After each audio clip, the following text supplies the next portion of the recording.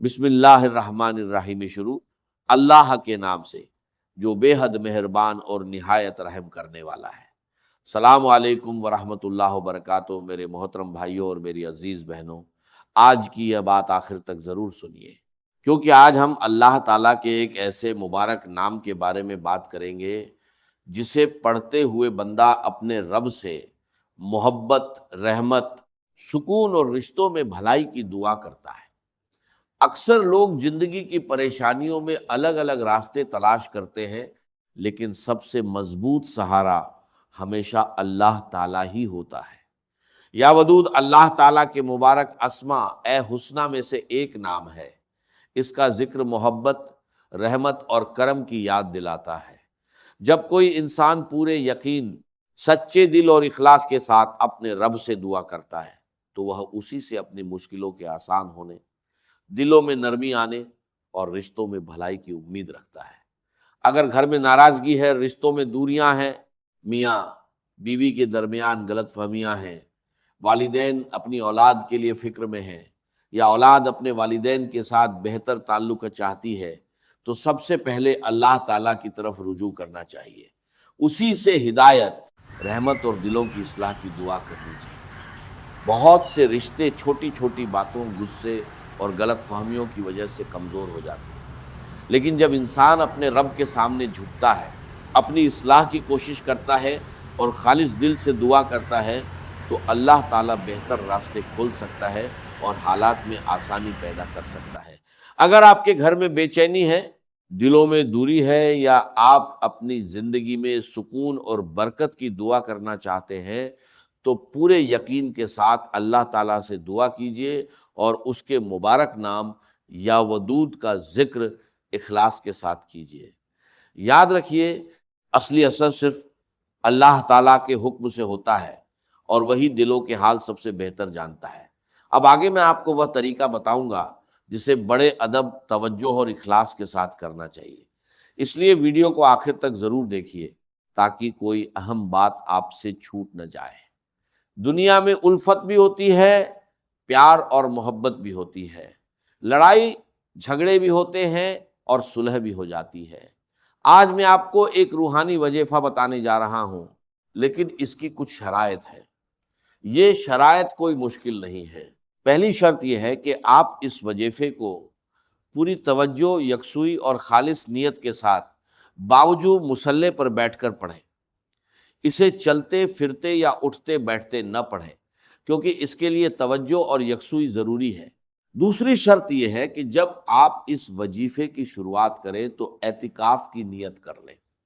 यहाँ एतिकाफ से मुराद मस्जिद में बैठना नहीं, बल्कि ये है कि जब तक आप वजीफा पढ़ रहे हो, आपका पूरा ध्यान सिर्फ अल्लाह ताला की तरफ रहे और आप किसी दूसरी बात में मशगूल न हो।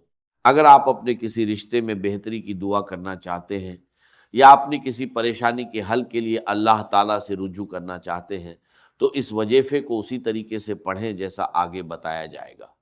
वजीफा पढ़ते वक्त जहाँ तक मुमकिन हो किसी से बात न करें और पूरे खुलूस के साथ अल्लाह ताला के हुजूर अपनी परेशानी और अपनी हाजत पेश करें।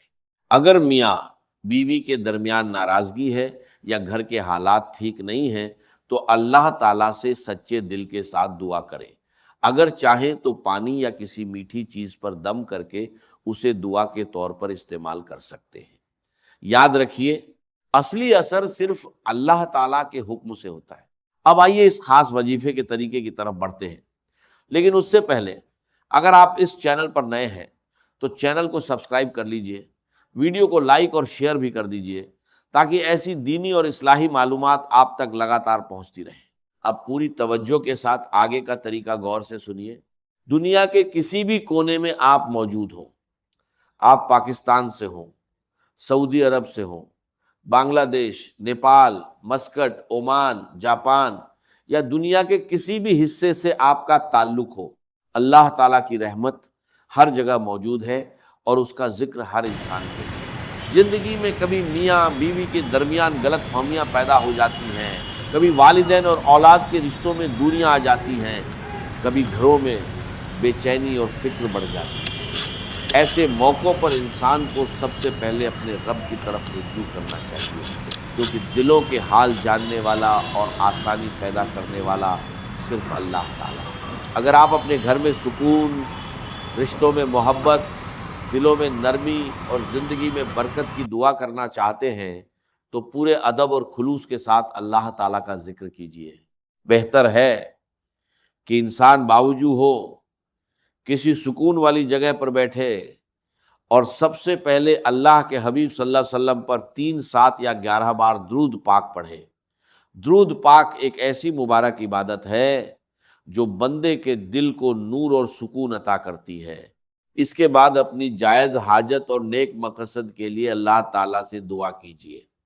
اگر آپ اپنے رشتوں میں بھلائی، اپنے گھر میں امن، اپنی اولاد کے لیے خیر یا اپنی زندگی میں آسانی چاہتے ہیں تو سچے دل سے اللہ تعالیٰ کو پکاریے، پھر ادب اور توجہ کے ساتھ یا ودود کا ذکر کیجیے۔ یہ اللہ تعالیٰ کا مبارک نام ہے جو اس کی رحمت، کرم اور محبت کی یاد دلاتا ہے۔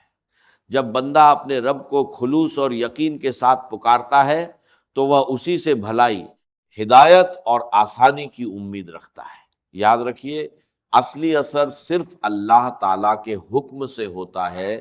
وہی دلوں کے حال جانتا ہے، وہی بہتر راستے کھولتا ہے اور وہی اپنے بندوں کے لیے آسانی پیدا کرتا ہے۔ اس لیے اپنے رب سے جڑ جائیے، دعا کو اپنا سہارا بنائیے اور ہر معاملے میں اسی پر بھروسہ رکھیے۔ اللہ تعالی ہم سب کے گھروں میں سکون، محبت اور برکت عطا فرمائے، آمین۔ میرے محترم بھائیوں اور میری پیاری بہنوں، اب آخر میں اس ذکر کا طریقہ بھی نوٹ کر لیجئے۔ سب سے پہلے باوجود ہو کر ادب کے ساتھ بیٹھ جائیے۔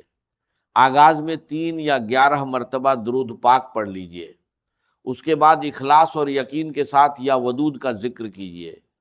آپ اپنی استطاعت کے مطابق 33، 100 یا 313 مرتبہ پڑھ سکتے ہیں۔ پھر اللہ تعالیٰ کے حضور اپنے لیے، اپنے گھر والوں کے لیے، اپنے رشتوں کی اصلاح، سکون، برکت اور اپنی جائز حاجات کے لیے دل سے دعا کیجیے۔ آخر میں دوبارہ 3 یا 11 مرتبہ درود پاک پڑھ لیجیے۔ یاد رکھیے، ہر دعا کی قبولیت اور ہر اثر صرف اللہ تعالیٰ کے اختیار میں ہے۔ وہی بہترین کارساز ہے، وہی دلوں کے حال جانتا ہے اور وہی اپنے بندوں کے لیے سب سے بہتر فیصلے فرماتا ہے۔ اللہ تعالی ہم سب کی جائز دعاؤں کو قبول فرمائے، ہمارے گھروں میں محبت، سکون اور برکت عطا فرمائے، ہماری پریشانیوں کو آسان فرمائے، ہمارے لیے خیر کے دروازے کھول دے اور ہمیں ہمیشہ اپنی رحمت اور حفاظت میں رکھے۔